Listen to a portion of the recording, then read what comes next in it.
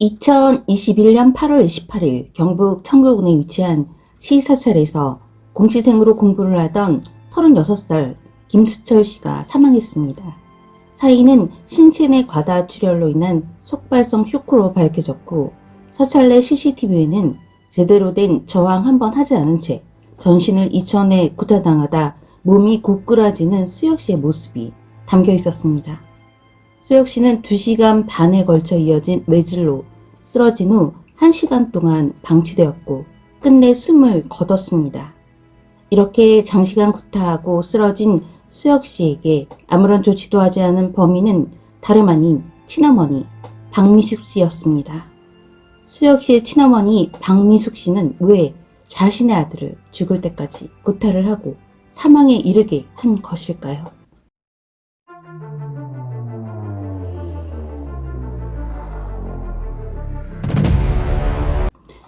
안녕하세요. 저는 미스터리한 사건과 사고를 전하는 크리스비 사건부입니다. 지난 방송에서 SBS 그것이 알고 싶다에는 시 사찰 사망 사건의 핵심인 아들의 자술서를 분석하고 어머니의 녹음 파일을 최초 공개했습니다. 66살 어머니 미숙 씨는 36살 아들 수혁 씨를 훈계하기 위해 회초리를 들었고 아들을 사망시켰습니다. 청도 경찰서는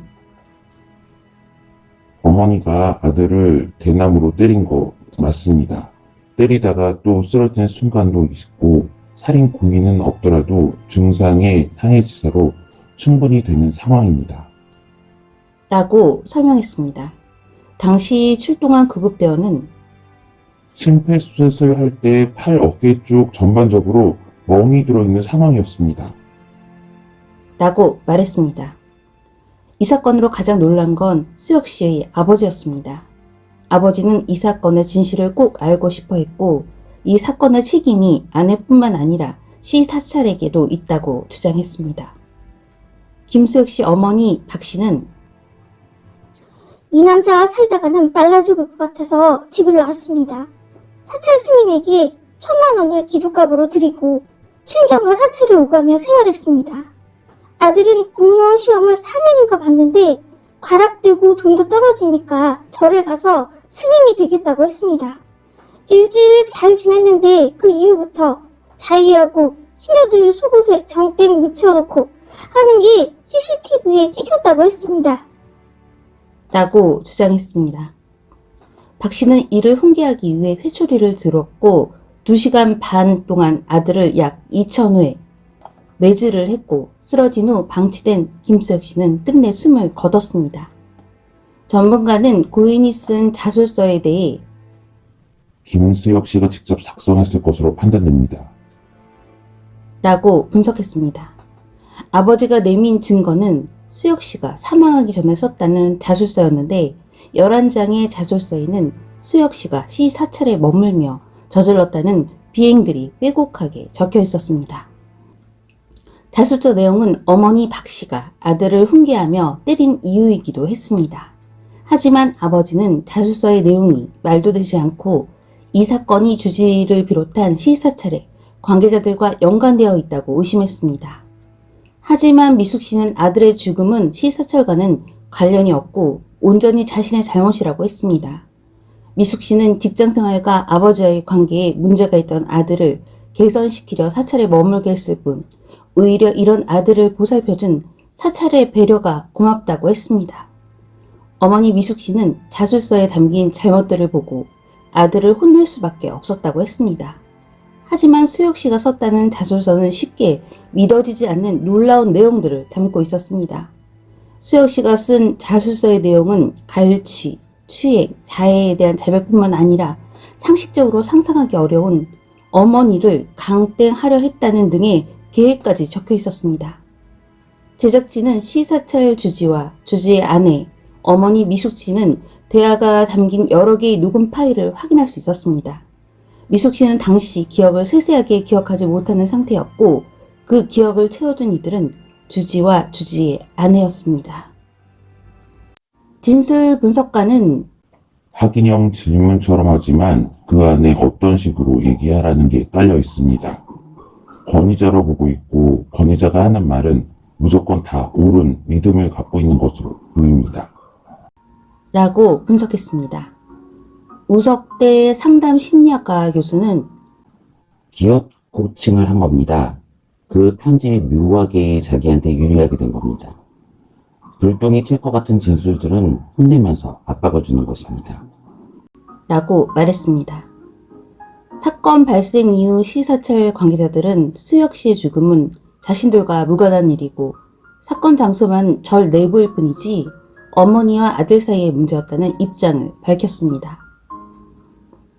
시사찰은 일반인의 출입이 어렵고 이웃 주민들도 잘 모른다고 했고 신도들은 이웃 주민들이 아닌 외지에서 오는 듯 했습니다. 그알 제작진이 확인한 결과 시사찰은 일반적으로 알려진 대한불교 조계종 소속이 아닌 유사 조계종의 이름을 단 어느 종단 소속의 사찰이었습니다. 종단 담당자는 주지 스님에게 등록비를 받고 승적을 해줬을 뿐 시사찰에 대해서는 구체적으로 모른다고 대답했습니다.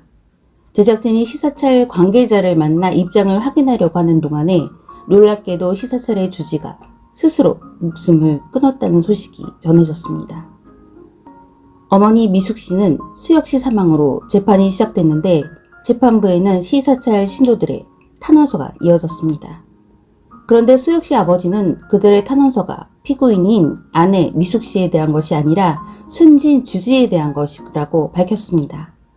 제작진은 수혁 씨 사망 사건 1년 전 2019년에 시사찰에서 수혁 씨와 같은 자술서를 작성한 경험이 있다는 신도를 만날 수 있었습니다.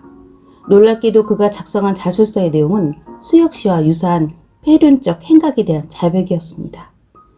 그는 지금은 시사찰을 떠났다지만 자술서의 내용은 거짓이고 자신도 사찰 측의 협박에 의해 어쩔 수 없이 작성했다고 하며 숨진 수혁 씨도 같은 상황으로 사찰을 나온 후에 힘들었던 날들을 보냈다고 전했습니다. 사건의 진실을 추적하던 제작진은 또 다른 단서를 얻었습니다. 어머니 미숙 씨의 대화가 담긴 여러 개의 녹음 파일과 그 대화 상대는 바로 시사찰 주지와 주지의 아내였습니다. 자신들은 사건과 관계가 없다던 시사찰 주지와 그의 아내가 어머니 미숙 씨와 지속적으로 통화를 한 증거가 나왔습니다. 또한 문자 내용에는 어머니가 아들의 목숨을 끊는 것을 인정하라는 것과 경찰에 어떻게 대응할지 문자 대화로 조정한 것이 드러났습니다. 주지 스님은 보험금을 신도 모두에게 가입하게 했고 사망으로 인해 발생한 보험금은 유족에게 줄 생각이었다고 했지만 과연 신도들에게 보험금을 주게 되었을까요? 김수혁 씨 아버지는 억울하게 죽은 그 한을 풀어주고 싶다는 심정밖에 없습니다. 라고 털어놨습니다. 청도시 사찰은 청도 팔도령 고개 부근에 있는 2층 건물입니다. 여러분은 이 사건에 대해서 어떻게 생각하십니까? 여러분의 생각이 궁금합니다.